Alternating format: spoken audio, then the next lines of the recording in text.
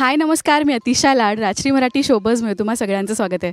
तर जसं की आपल्या सगळ्यांना माहिती आहे, दिव्या आणि आशूचं लग्न होतं आहे.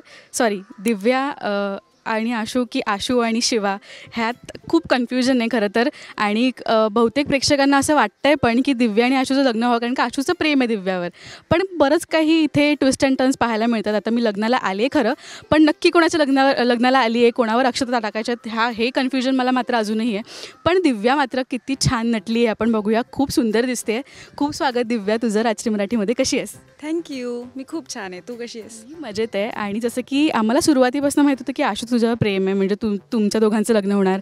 पण आपली हिरोईन आहे शिवा, मग तिचं काय होणार? सो असं बरंच ट्विस्ट अँड टर्न्स घडत आहेत मालिकेमध्ये. काय सांगशील? खरं तर असे ट्विस्ट जेव्हा येतात मालिकेमध्ये, खरं तर कलाकारांचा कस लागतो की आपण कसं प्रेझेंट करतो आहे, आणि त्यातूनही कमेंट्स येत असतात प्रेक्षकांच्या. तर ते कसं डील होतं आहे सध्या? म्हणजे दिव्या ॲज अ कॅरेक्टर पण खूप कन्फ्युजनमध्ये आहे सध्या. आणि सृष्टी पण खूप कन्फ्युजनमध्ये होती की दिव्याला काय हवं आहे नक्की. आणि तेच म्हणजे जसं प्रेक्षकांना क्युरिओसिटी आहे, तशी आम्हाला पण खूप क्युरिओसिटी होती आहे पण, की पुढे काय होणार आहे आणि जे घडतं आहे. सो आय थिंक दिव्याचे जे इमोशन्स आहेत ते मी हे पोर्ट्रे करायचा प्रयत्न केला आहे. होपफुली ती जेवढी कन्फ्युज्ड ॲज इन तिचं एक गोष्ट तर तिला क्लिअर होती की तिला श्रीमंत नवरा हवा आहे. आता तिच्याकडे दोन्ही श्रीमंत ऑप्शन्स आहेत, म्हणजे ॲटलिस्ट हिच्या पॉईंट ऑफ व्ह्यूने. सो बघू आता आपण कोणाला ती चूज करते. खूप छान दिसतेस, पण पारंपरिक मराठमोळा असा आउटफिट आहे तुझा. मुळात सृष्टीला किती आवडतं असं नटायला? खूप आवडतं नटायला. मला लहानपणापासून खूप हौस आहे. मला कधी करायला मिळालं नाही असं, कारण मी मेडिकल बॅकग्राऊंडची आहे. तर म्हणून मला अजून पण मजा येते जेव्हा मला ॲक्च्युली सगळं करायला मिळतं आहे. पण मेडिकल बॅकग्राऊंड असून इथे येण्याचं धाडस किंवा तो डिसिजन कसा घेतलास अभिनयाचा, की लहानपणापासून करतेस अभिनय? नाही, अभिनय करायचं नाही. मला हौस खूप होती. मी खूप डान्स करायचे लहानपणापासून. बट मी गोंदियाची आहे. गोंदिया म्हणजे नागपूरच्या पुढे. सो आता तिथून मला असं आईबाबांना पण सांगायची कधी हिंमत झाली नाही की बाबा मला ॲक्टिंग वगैरे करायची असं, किंवा करायची असेल तरी कुठे जायचं, काय करायचं, कोणाला सांगायचं. सो म्हणून एक स्टेबल प्रोफेशन किंवा एक आपण एज्युकेशन घ्यायचं आहे म्हणून मी चूज केलं की मी BDS करणार, डेंटिस्ट होणार. आणि ते मी मुंबईमध्ये येऊन करायचं चूज केलं, कारण मला माहिती होतं की मुंबईत आपण काहीतरी हातपाय हलवायचे आणि मग बघायचं की इथे ॲक्च्युली काय होतं, कसं होतं. आणि मग मी कॉलेज करताना थिएटर करणं चालू केलं. मग एक दरवाजा उघडत गेला. ह्या मालिकेत पूर्वा आहे, परत शाल्वा आहे, आणि आता कसं बॉन्डिंग झालं आहे आम्ही आता बघतोय. ऑफ कॅमेरा बरंच मजामस्ती सुरू असते, आणि मालिकेत शिवा तुझी बहीण दाखवली आहे. तर ऑफ कॅमेरा कसं नातं आहे तुमच्या? खूप सुंदर नातं आहे, खूप छान. पूर्वासोबत पण, शाल्वासोबत पण. तर एक्सप्लेन करता येणार नाही, पण हां, म्हणजे तू जसं म्हणालीस की आता तुला दिसतच असेल. आणि खूप कमी वेळात खूप छान मज्जा धमाल असते. खूप क्लोज बॉन्डिंग झालं आहे. छोट्या छोट्या गोष्टींबद्दल बोलणं, घरच्या काही इश्यूज असतील, पर्सनल लाईफचं, ते सगळं छान चाललंय. क्या बात आहे. पण आता जेव्हा तू हा डिसिजन घेतलास ना की मेडिकल तर आहे, सुरू आहे साईड बाय साईड, ते प्रोफेशन सुरू आहे, पण अभिनेत्री म्हणून तुलासुद्धा काम करायचं आहे. तर हा डिसिजन जेव्हा घरी सांगितलास तेव्हा त्यांचे रिॲक्शन्स कसे होते, आणि आत्ता जेव्हा इतकी प्रॉमिनंट रोल तुला मिळाला आहे मालिकेत, आत्ता घरी कसं आहे? सुरुवातीला थोडंसं डिफिकल्ट झालं, कारण ऑब्व्हियसली कुठल्याही आईवडिलांना असंच वाटेल की आता डॉक्टरहून मुलगी इकडे चालली, प्लस आता इथे काही ओळख नाही आणि तेवढी स्टेबिलिटी नव्हती सुरुवातीला. तर काय करणार, कुठे जाणार, कुठे तू एकटी फिरत बसणार, हे कन्सर्न, म्हणजे प्रोटेक्टिव्ह कन्सर्न्स म्हणून त्यांना खूप होतं. म्हणून सुरुवातीला त्यांना असं होतं की जाऊ दे ना, म्हणजे तू कर ना हेच असं वगैरे.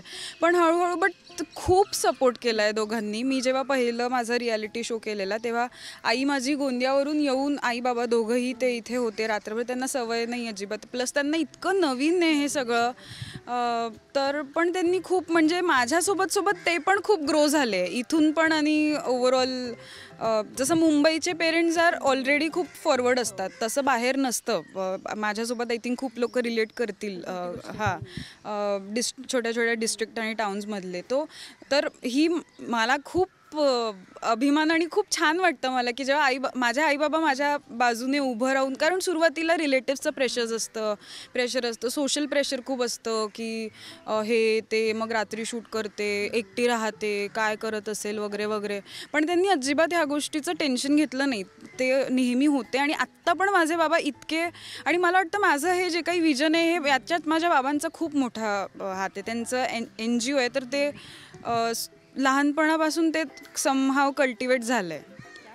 आता संगीत सोहळा पार पडला, हळदही छान झाली आहे. संगीतची प्रॅक्टिस कशी झाली? कारण का डान्स मी बघते आहे सोशल मीडियावर, रील खूप व्हायरल होते. कशी प्रॅक्टिस केली गेली? आणि सुरुवातीपासून लग्न आणि म्हणजे संगीत वगैरे ह्याच्यामध्ये तुझा तेवढाच बोलतात ना इंटू होतीस तू, पण अचानक लग्नात काय झालं? म्हणजे तेच आहे, दिव्या तर कन्फ्युजनमध्येच आहे. तिला कधी वाटतं की ठीक आहे आता घडतंय नाही आशूसोबत, तर आशूसोबत चल, पैसा इकडे पण आहे, असं तिचं थॉट प्रोसेस आहे. सो तिने जे काही तिने लग्न पण खूप एन्जॉय केलं आहे तिच्या पद्धतीने. अधूनमधून तिला आठवायचं की नाही आपल्याला हे नको आहे वगैरे. पण म्हणून संगीतची प्रॅक्टिस खूप छान झाली. डान्स मला पर्सनली करायला खूप आवडतं, आणि त्यातल्या त्यात माझं म्हणजे ओव्हरऑल 2-3 दिवस आम्ही म्हणजे संगीतची प्रॅक्टिस करत होतो. त्यात माझा आणि आशूचा डान्स ज्या दिवशी आम्ही शूट केला त्याच्या 1 तासाआधी आम्ही बसवला तो. सो शाल्वासाठी खूप मोठा टास्क असेल. हो, शाल्वा उलट मला म्हणजे आमचं शूटिंग खूप चालू होतं, त्याच्यामुळे आम्हाला वेळ मिळत नव्हता. ज्यांना ब्रेक होता ते जाऊन रिहर्सल करून यायचं आहे. आमचं तसं घडलं नाही. तर तो आधी मला म्हणाला की जाऊ दे, तू टेन्शन नको घेऊ, तू चांगली डान्सर आहेस आणि मी पण केलं आहे हे, तर मला जमेल, हे तू मला संतावना द्यायला तो असं बोलला. मग मी जाऊन मग कोरिओग्राफरसोबत सरांसोबत जेव्हा आमचं बोलणं झालं होतं तेव्हा सर मला म्हणाले की तू येऊन मला बोललं की मला थोडे सिम्पल स्टेप्स द्या, मला नाही येत. म्हटलं अरे मुझे कुछ अलग स्क्रिप्ट बताया. तर ही मजा मस्ती सुरूच आहे. पण आता लग्न म्हणजे ॲक्च्युली प्रोमो तर आऊट झाला आहे. आता पुढे काय होणार ते मालिकेतच कळेल.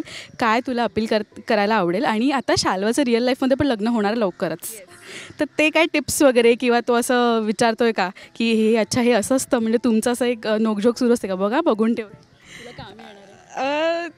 तो ॲक्च्युली त्याचं ऑफस्क्रीन आय थिंक हे म्हणजे त्यांनी केलं आहे हे खूपदा, तर तो खूप प्रो झाला आहे या सगळ्यात.